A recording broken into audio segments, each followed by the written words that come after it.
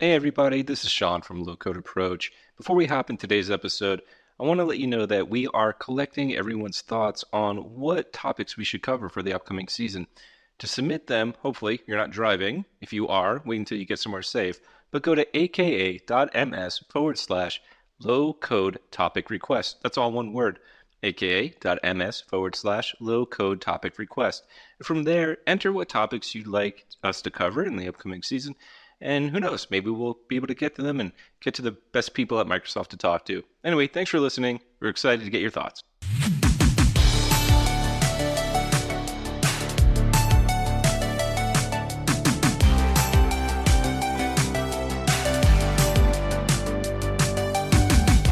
Hey everybody, welcome to a new episode of the Low Code Approach. I am Sean Feeney, Senior Product Marketing Manager for Power Platform, and I'm joined by... And I'm Wendy Haddad. I am a Senior Cloud Solution Architect and Delivery Lead for Microsoft and a former customer. And I'm joined by... I'm Ken Aguilar, the guy who used to be called Dr. No, who now works for the guy who's trying to turn me into Dr. Yes. Sean, who is that? Yeah, so that guy is actually Zohar Raz, Principal Group Program Manager on the Power App Scale team, aka Dr. No's boss. How you doing, Zohar? I am doing well. Thank you for doing this channel, and thank you for, surprising me every Friday with some new topic. This is awesome. No problem at all. This is going to be a governance-centric episode.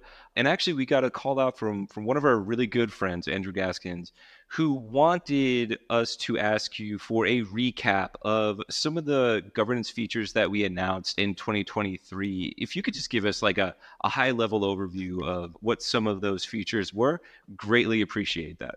Yeah, I would love to. How much time do we have? Like 5 hours? Yeah. You have 2 minutes because we have other questions. The team has been hard at work in the last year, building a lot more powerful and simple tools to make it easier to govern the Power Platform. So we've heard for years that COE Toolkit is a little bit more complicated than it should. It's not in the product. We brought a lot of the goodness into the product to allow customers to manage the Power Platform. And we also realized, there's two really modes of managing the Power Platform, what we call the 10 applications for 10,000 people. That's something that IT and admins kind of figure out. It's easier. You talk to the people that built it and then you govern it. There's a lot of things you could do. The challenge becomes when there's 10,000 applications for 10 people each, and that's built by makers or employees in the company and requires management at scale. So we've added a lot more capabilities under the package we call managed environments, which started about a year and a half ago with 5 capabilities. Now it's got more than 20. And there's a great white paper we released late last year that includes all the how-tos on pipelines and new things like limiting sharing and security features like access controls that you could use to make sure that your employees or makers have guardrails in place so they don't put your environment, your digital environment at risk. We also called out at Ignite new capabilities that we'll be releasing this quarter. Things like groups and rules to allow you to manage at scale so you don't need to do things at environment by environment. And the last thing I would call out is that we've done a lot to connect the dots such that customers have been complaining about everything landing in the default environment and the complexity of managing everything in this default environment where things become ownerless or stale and not used. So we introduced a new feature called environment routing that lets administrators take your employees or makers that are building on top of the low code to a personal environment. Think about the difference between OneDrive or central SharePoint that the default environment looks like for the entire company. Now you could make your makers live in their personal environments, build whatever they need. You put the guardrails, you could personalize it for those individual makers. If someone is more advanced, you could give them more power. And then you could use pipelines to, once the asset is ready to be shared broadly, you could then use the pipelines to take them to production, and you put IT in the process with all the checks and balances to make sure that it's secure and accessible and ready, and all the checks that your company or your industry needs. In a nutshell, this is kind of the high level of how we've been thinking about governance and how we introduce capabilities for both reactive governance, so you got visibility to what's going on, and proactive governance, so you could put guardrails in place and make sure that your employees are doing all the right things and you're fully aware of what's happening. So Zohar, we go back a ways because we met when I was still a customer, and we actually were talking about Power Platform governance even before you were on the team. Governance has come a long way in the last 3 years with the Power Platform. And you just listed off a litany of things that we're doing on the proactive side, things we're doing to address default. We've got ALM and pipelines. But why do you think that companies may still be reticent to trust the security of the Power Platform? What are some of the common concerns that you're hearing from customers, and how are you thinking about approaching those? Yeah, I think it's a great question. I used to do a lot of engagement with CISOs, CIOs, and address some of the top concerns. What we tend to hear a lot is to open up development. We used the term in the past, citizen development, where every employee could actually build an application using the Power Platform is scary. Historically, IT came from a mindset where you've got an application team in IT, businesses reach out and then they queue up work and they fund it, and then eventually you've got a lot more control. But because you don't have enough developers in IT, then there's this term called shadow IT, where the business units find ways to build things either in Excel or Access or other solutions, and IT is just less aware of it. What we've seen with large enterprises, Microsoft IT has north of 1 million Power Platform assets that they are governing. So how do you govern that scale? That's a scary thought, where everybody could build something, and how do you put guardrails in place to make sure from an IT perspective that the right things are happening? It reminds me of the transformation that happens with files and meetings in M365. Once upon a time, files sat in the C drive, and IT had no idea of what files are kept and what videos are legal or not legal, or everything moved to OneDrive, and IT has now a lot more control and label things and can get notified and can restore if there's phishing or something, that they could help their employees recover very, very easily. The same transformation is happening now in low code, where enterprises are moving all those assets that have been built in Excel and putting the company at risk into the Power Platform, and then getting a lot more visibility and more control. Just the act of moving everything to a centralized place where IT has visibility, I think adds a lot of value from an IT perspective. And then you could become curious and build either through our solutions or the extensibility that we offer, a lot of capabilities to get more control and more visibility and put more guardrails. So I think overall, we end up convincing many of the enterprises that it's the right move to Power Platform, even though it's scary thinking that everybody could build something that might put your company at risk. I think there's a lot more governance capabilities now with the Power Platform, and it's overall a net positive thing to centralize things on the cloud that Microsoft offers. One of the things that always kind of bothered me a little bit is that customers tend to think of low code as something different than .NET development and so on and so forth. They tend not to look at what they can do to govern those other types of platforms. And they often call out, this customer chose to be anonymous, but they did submit a question. And the question was, or is, I should say, why do we have to pay for premium governance features through managed environments? Shouldn't governance features be included in the basic license? So I guess they mean the M365 licenses that they have. Would you like to comment on that? Yeah, I'll share my perspective, though. There's a lot of other perspectives out there. Coming from SharePoint, I joined Microsoft about 15 years ago and spent the first decade working in OneDrive and SharePoint. So a lot of my comparisons would be to Microsoft 365. SharePoint also went through a similar journey. If you look back in history, there was WSS, Windows SharePoint Server, and that came for free with Windows. And in 2003, I was a customer, just like Wendy and Ken. Microsoft released to me as a customer this thing called MOS, Microsoft Office SharePoint Server. That was the governance features where everything moved from like under the desk Windows servers in the enterprise I worked in to a data center that IT managed and had a lot more governance and control. And the motivation there was to make sure that people are not oversharing or sharing files and confidential information outside of the company. So the journey of Microsoft investing in security and governance is a costly business. We're running a team that is growing. There's cost associated in building all these capabilities like customer managed keys and lockbox and on, like security things. And just like in Microsoft 365, over the years, there was E1 and then E3 and then E5. And now there's even on top of it, more security and more capabilities. I think we're constantly investing in more governance. And on the Power Platform side, if you think about it, the beauty of Power Platform is it starts with, you could do basic personal productivity things for your SharePoint side or your OneDrive or your Teams. You could build apps and create automation, and a lot of it just comes out of it, and you don't need to pay extra. But then once you start using Power Platform as an individual product to do your digital transformation, that's where we come in and say, you're using it as a standalone thing to do transformations from legacy solutions to the Microsoft solution. And it does come with advanced premium governance capabilities, but you will need licenses for your Power Platform. You would need licenses for apps, for Flow, for Copilot now. And from a end user perspective, it offers a lot. Like many companies now are dealing with LLM or ChatGPT and integrating it into the product. We have this brand called Copilot. You could build applications that include Copilot as part of the Power Platform relatively easily. For those, you would need your employees that are using those applications to have licenses. And the good news is for those licenses, you get premium governance. You could use managed environments. You could use all the things that I've described in the beginning. They light up for you. So it is for paid licensed users. And at the same time, if you want to stay in the personal productivity space with SharePoint and OneDrive and Teams, then you could do a lot of things through the Teams Admin Center and the SharePoint Admin Center and monitor. If the growth is not happening, then maybe the premium governance capabilities are not necessarily for you. So Zohar, you did a great job mentioning the what, right? Like we have all these features, and then you mentioned that we have lots of content. Microsoft is notorious for having tons of documentation on how to do things, right?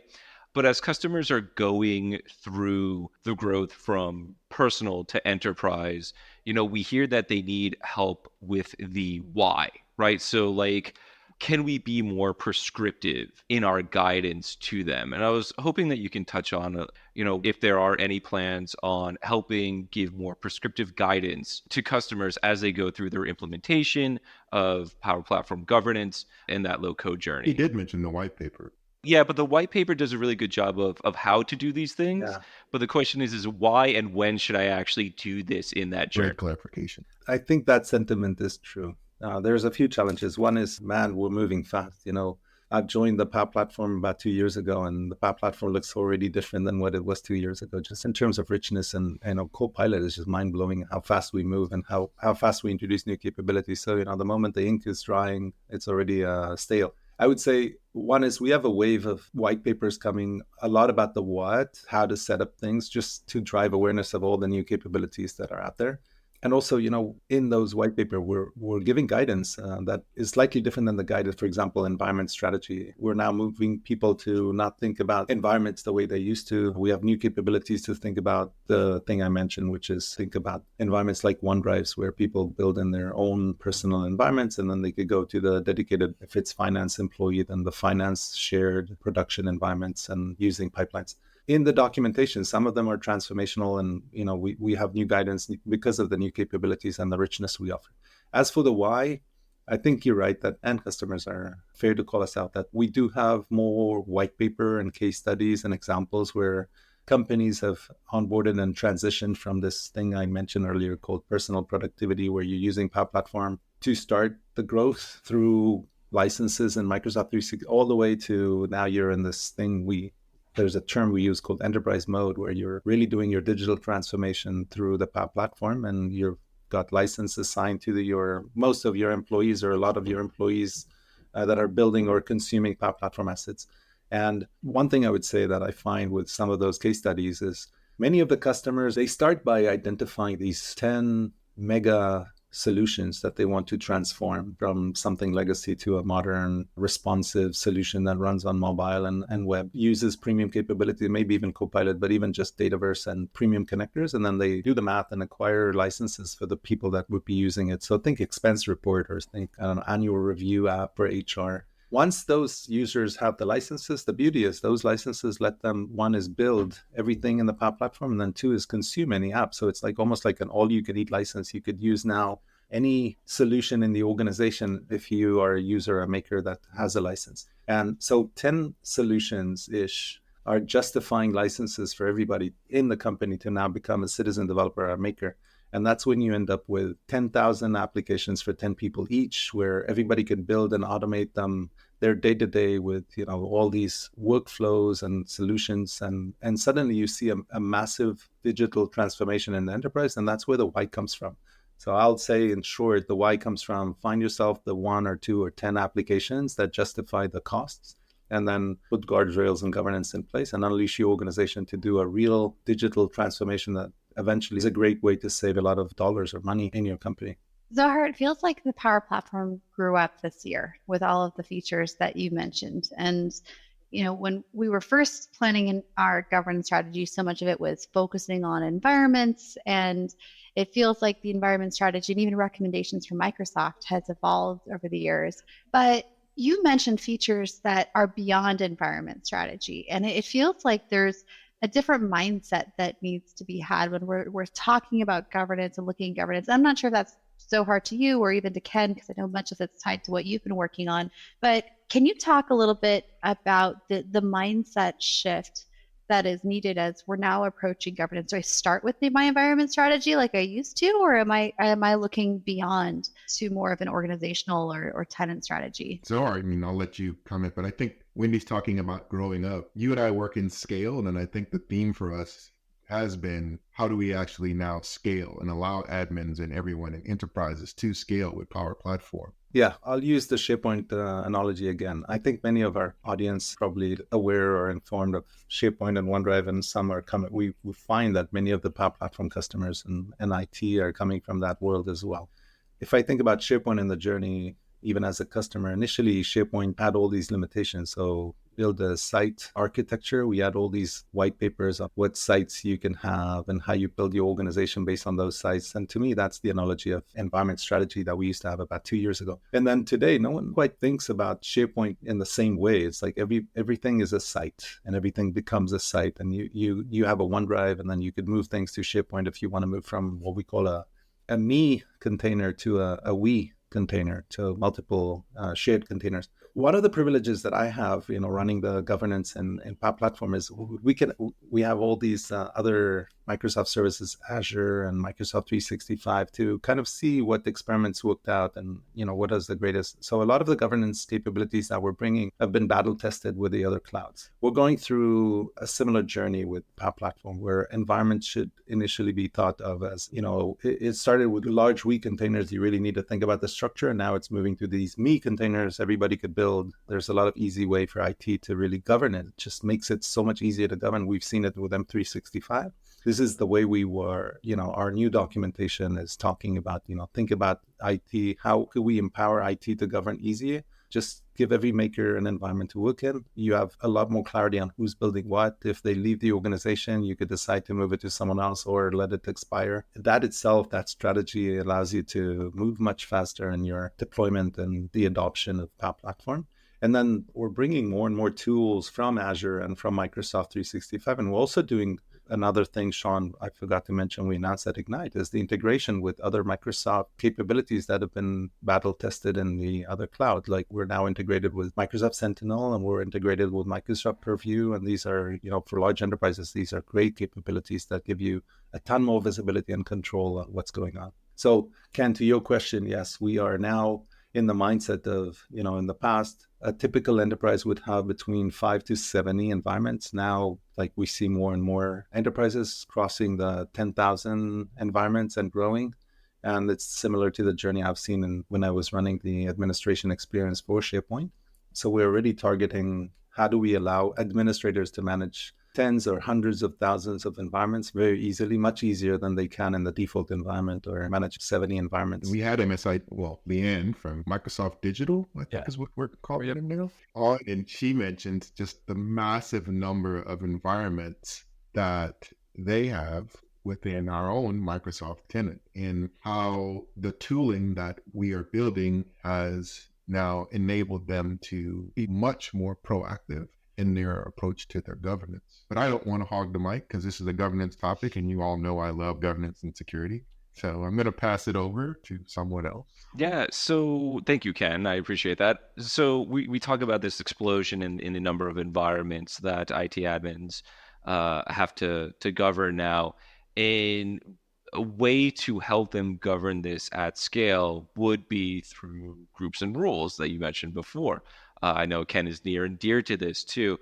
I was just wondering if we can talk a little bit about the future of groups and rules and what does that mean for admins, especially if designing their environment strategy or moving forward with their environment strategy as Power Platform matures. How can they utilize groups and rules to efficiently admin their Power Platform footprint? The concept of managing in units we've seen work in Microsoft 365 and in Azure. We've got different names for things like admin units or hubs in SharePoint or resource groups in Azure. We're bringing that beauty to the Power Platform where IT can now say, I want to create these sets of environments. This is a journey. So over time, we will enable IT to even delegate administration rights. So there's going to be a dedicated administration for a specific unit in the entire tenant. And then that administrator or the global administrator or the Power Platform administrator would be able to put individual guardrails for each one of those units. So if Sarah is the admin, she can now decide for her unit that she's administrating what would be the welcome onboarding message and how should the connectors behave, what should be allowed or not allowed, and how should solution checker work, and when a maker in that specific unit wants to publish, what would be the workflow for them to get to production, and what checks and balances she, Sarah, or anyone in security, what emails are going to be sent out, and how she could govern it such that IT stays in control for anything that needs to be shared more broadly. IT is involved and approves and checks and version control and does all the bells and whistles that we see in other places. So the ALM would be robust for that unit, and IT can then delegate administration closer to the business. And that's one of the things that really would enable at scale. These are things that you cannot do in the default environment. The default environment was never intended for these things. And that's why the new environment strategy and the growth and the management at scale capabilities and the simple and powerful tools that we're introducing both for proactive and reactive. So when I say reactive, by the way, the beauty is, I'm going to use the Sarah example that I picked on Sarah. Sorry if there's any Sarah out there that is listening. Sarah would be getting recommendations and notifications and advice. Hey, these are the assets that are broadly, used, and maybe you want to disable these settings. So we're building tools to handhold the administrator and make it very easy in product. And the next Sarah doesn't need a PhD in Power Platform to know everything. Like the product would handhold her, make it a little bit easier. Some of these things will take a little longer to build. That's, Wendy, you asked me about licensing. The resources that we fund these things to accelerate are coming from the fact that the Power Platform business is growing as an independent unit. It's not just part of Microsoft 365, and it allows us to fund all these dreams and capabilities and feedback that we're getting from the great audience in IT that is out there. And it allows us to follow a lot of the journey that we've seen with Microsoft 365 and Azure that we're bringing over. I appreciate your candor there. I know we've had several conversations as I've even wrestled through as a former customer, understanding that as well. And so I think that is a really good point about the fact that, yes, while we are integrated, we are our own product and our own business unit too. And there's different costs. Unfortunately, we'd love to be altruistic. There's different costs that come with that as well. And I think that's important to call out, especially as companies grow from that end user personal productivity example to more premium capabilities and robust. They expect a certain level of service availability and rigor that it does require that cost. And so that's right. Okay, Zohar, I'm going to channel my inner Ken. I'm pulling out my soapbox for the big question here. Why and when, let me ask you when can we allow all customers to block all of the connectors, including the Microsoft connectors? It's a fair question. It's a tension so one, it's feedback that we heard from several enterprises in the past. And the curiosity we have on the team is like, are you really asking us for a way to just turn off our platform altogether? We're not quite motivated to make that easy. The goal for us is to, empower employees and not just have IT shut down Power Platform. So we're not necessarily making that easy. At the same time, we are very sensitive to security and governance and capability. So if you're coming from a perspective of, hey, I'm in enterprise mode, I've got these pockets of highly secured intellectual property in my company, and I must block Outlook or I must block SharePoint. I'm aware of all the things that would stop working on the Microsoft 365 side, and still I insist on making those things not put me at risk. We're going to make that available for enterprises that specifically are in that category, or they are in enterprise mode. It's in pockets of, these are guardrails for growing faster. It does make sense to make that available. We don't have a clear date or clear roadmap, I would say, to define exactly what's up, but we have started that journey to allow customers to have a lot more control on everything. especially for the customers that are using the Power Platform for their digital transformation and that they're enterprise mode. So Wendy, the way you should think of it is for customers that do have the Power Platform licenses and in managed environment and are motivated to use it more in their pockets where they need a block, that would be available for them. For those that are using Microsoft 365 and Power Platform is just like, SQL behind the scenes hiding and allowing you to do automation. And if IT is looking for ways to simply turn off Power Platform and break every approval in SharePoint or every team apps and, custom forms, then we're not planning to make that easier for that. One point and maybe one follow-up in what you just said. One point is that if we would allow blocking, customers should understand and realize that there may be broader ramifications, right, that might happen within the other parts of the connected ecosystem, such as SharePoint and Teams and approval workflows and things like that are integrated there. So customers, if you're listening, when you're listening to this, please be aware that could happen, right, with what you're asking us to potentially do.